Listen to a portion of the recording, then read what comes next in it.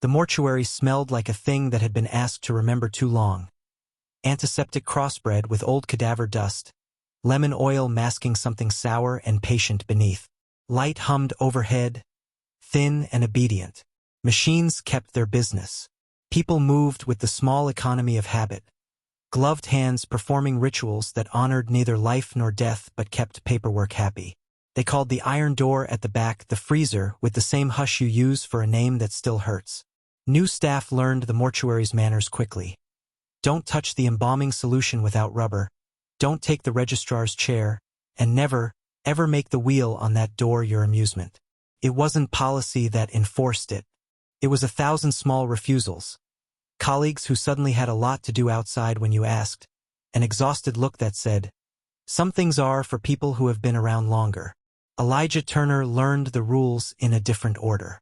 He learned them by paying rent late and answering to a younger sister and a bank account that had learned to complain. He learned the practice of tray-laying, the geometry of bandages, how to fold a sheet so the piece of a face would not be disrespected. He learned, too, that curiosity was a currency the mortuary ate. On his second week, the dryer spat a noise like a cough and the inventory manager sent him down to the basement to fetch a crate of nitrile gloves. The elevator smelled faintly of disinfectant and old coffee and dropped with a shudder that made the straps of his backpack whisper.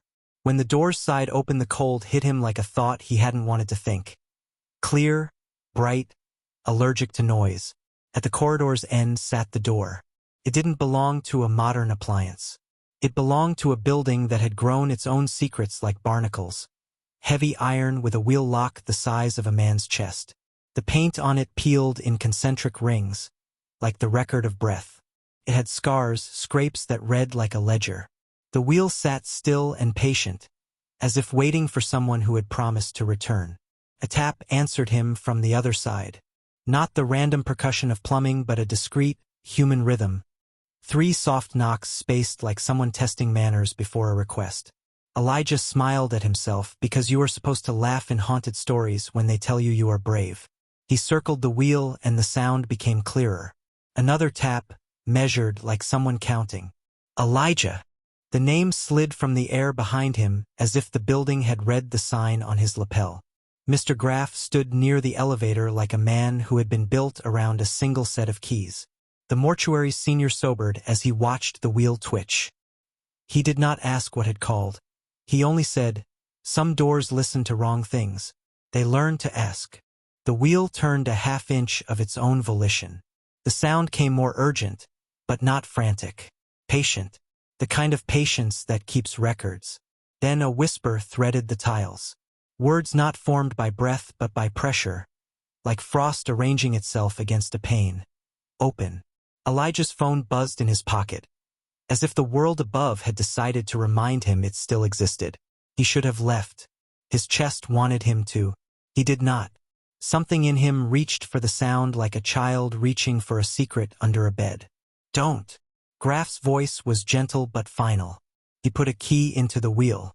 His fingers shook enough to look like emotion instead of chill. He turned the key once, then twice, and the lock coughed, complaining in metal. The door gave, not with a dramatic swing but with a reluctant, communal sigh. Frost exhaled across the floor, a whitewash that unspooled and pooled, smelling faintly of old milk and iron. The gap revealed not just cold but shadow stacked into shape. You shouldn't wake things that have learned instructions, Graff said, and for the first time the mortician looked like a man who had been told a secret he did not want to repeat. The hand retreated, but the sound persisted, like someone whispering names in a ledger. The feeling that someone had set a marker and was waiting for a response vibrated through the corridor. Elijah could feel it inside his teeth. That night, the mortuary staff did not speak about what they had nearly seen. They passed the coffee pot, pretended the clicking lights were jokes. The wheel's memory threaded itself into Elijah's dreams. Cold teeth, a mouth opening without a face, a voice that tried to sound like his sister's. By the 4th day, Mr. Graff failed to arrive. The key was absent from its peg. Claire, the administrator, told Elijah to cover a shift, tossing the phrase emergency like a coin meant to be kept. She had pinched eyes and hands that would not stop moving. She laughed too sharp at something that wasn't funny and then apologized. Elijah went down. Not because he wanted to be brave, but because the mortuary had begun to redirect its noise toward him. The elevator carried him in a hurry this time, light wavering, each floor a small drop in his stomach. When the doors parted, the hall seemed thinner, as if the building had folded a page toward him. The wheel was not alone. Frost had braided along the cracks, and the metal looked wet with the way something remembers oil. The wheel turned. Not smoothly. Not from wind and not from human muscle. It turned by increments like a clock that had secretly learned to want. A sound hit the back of Elijah's head. A voice, layered. Mr. Graff's cadence, Claire's high staccato. A child's whimper that was too small to be fully formed. They braided. The voice said his name and then said it like a list entry. He had not been recorded. He had become an entry. He didn't run. He put his hand on the wheel because something in him wanted to prove the world was solid. The metal was paradoxical, warm where his skin touched, then cold enough to contract his knuckles. He felt, as if through the iron, a pulse not his own. Someone or something on the other side was learning to count him. The wheel turned again and the door sighed more soundly. A sliver of fog escaped, thick and slow. From the gap, a shape slid. A torso woven of frost and old fabric. A face that tried on faces as a child tries on hats, as if scavenging for a voice that would recognize it. When it spoke, it did so in a voice that was almost correct, like a recording played by a machine with the wrong battery. "Let me out," it said. "Remember me." In the moment that you meet something asking to be remembered, you realize memory can be a trap.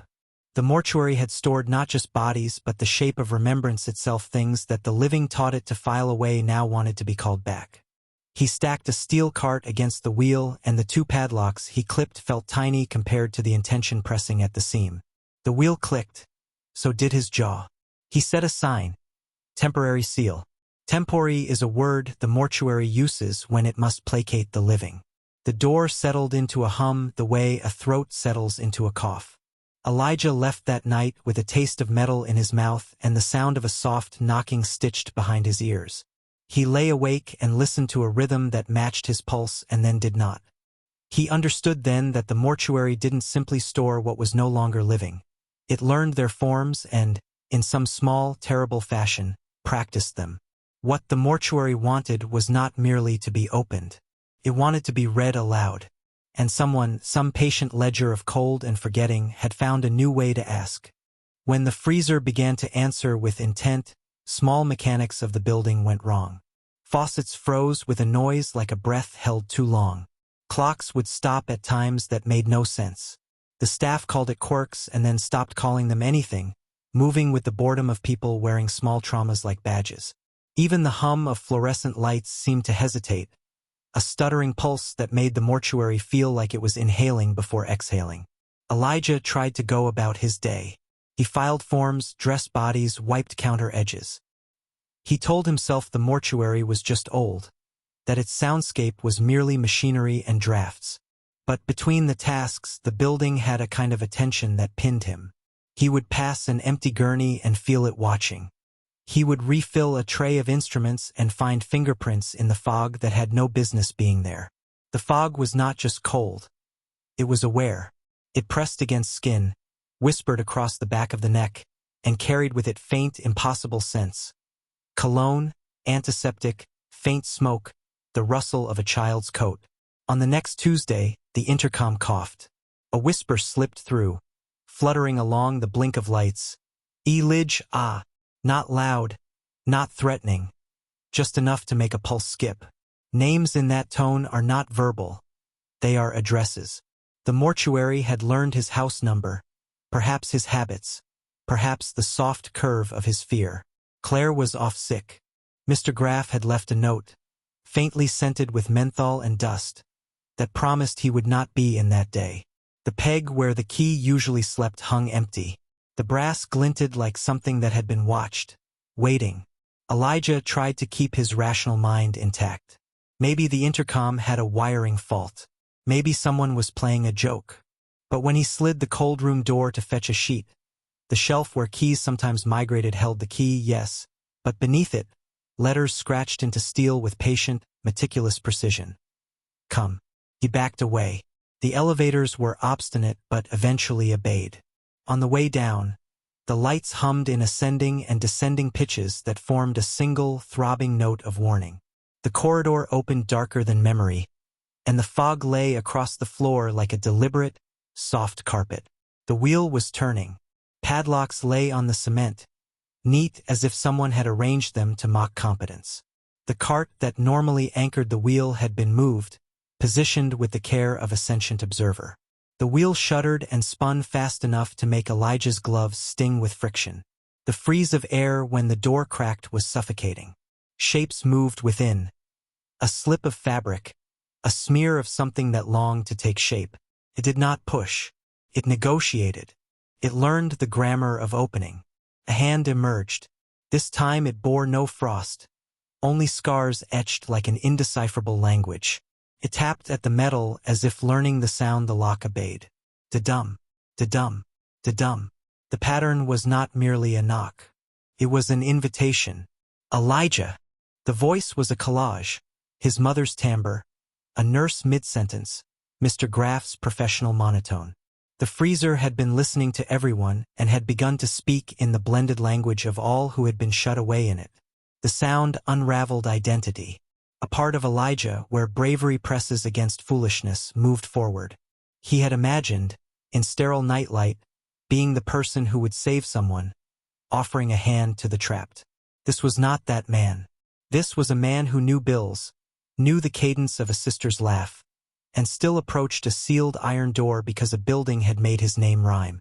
His hand found the wheel, turned. Not much. Enough to open a seam. The fog exhaled like breath. The thing stepped forward with tentative grace. Up close it was patchwork. Fabric scraps, a curl of hair, the echo of a child's jacket, the outline of a cheek that never fully formed into a face. Its eyes, if they could be called eyes, were shallow hollows reflecting memory rather than light.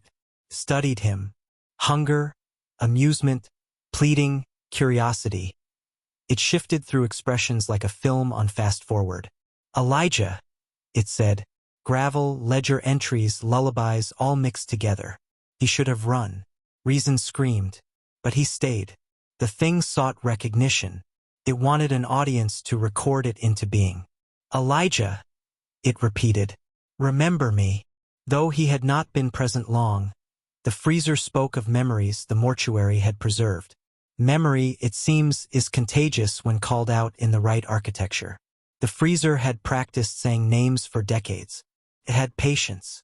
Elijah felt the press of countless small memories, names flitting through fog, reaching hands that once held pennies, throats that hummed, clocks wound incorrectly. The air tasted of ledgers, ink, old tape, breath. Everything escalated. Claire appeared, face unnaturally pale. She tried to push the cart, click the padlock. Her fingers left frost prints. Mr. Graff, if that was still him, grabbed her wrist, his touch colder than the dead. We close the page, he said. We close it and we seal. We put names back and promise not to read them aloud. They tried 1,000 measures. Salt lines, blue burning candles, ledgers read aloud and folded. The mortuary shook in protest. Cameras filled with static. Every attempt to bar the door felt like placing a finger in a leak with many mouths. Finally, they barricaded with agreement rather than strength. Staff drew a circle around the door. Reading names aloud, folding papers, small gestures, promises to forget. The mortuary made pacts, human lies to bribe what listened. For one night, the wheel did not move. Elijah slept with the ledger beside his bed, names he had spoken margin side. He thought the freezer quieted. At dawn, a text arrived. Claire. Photo of padlocks, still glossy, resting on stainless steel. Frost rose like steam. Someone had written a name in backwards letters. His name. The mortuary had stopped being merely a resting place. It was now an apparatus collecting attention, trading it for shape. Bargains made in the dead air of a basement tilt toward hunger. He could not shake the taste of metal. He could not unhear the wheel. At night, the lamps were small moons, and the building leaned closer. The freezer had learned his rhythm. It hummed him back. Elijah understood. Forgetting is a liability. Names once recorded demand presence. The mortuary had begun its ledger, and he was part of it. Outside, life continued ignorant. Inside, the freezer rotated a slow thought toward him. The building had him, and somewhere, just out of reach, the faint whisper returned. Elijah, remember? Skull if you thought Elijah survived the mortuary. Think again. The freezer is still listening, and it's learning your name too.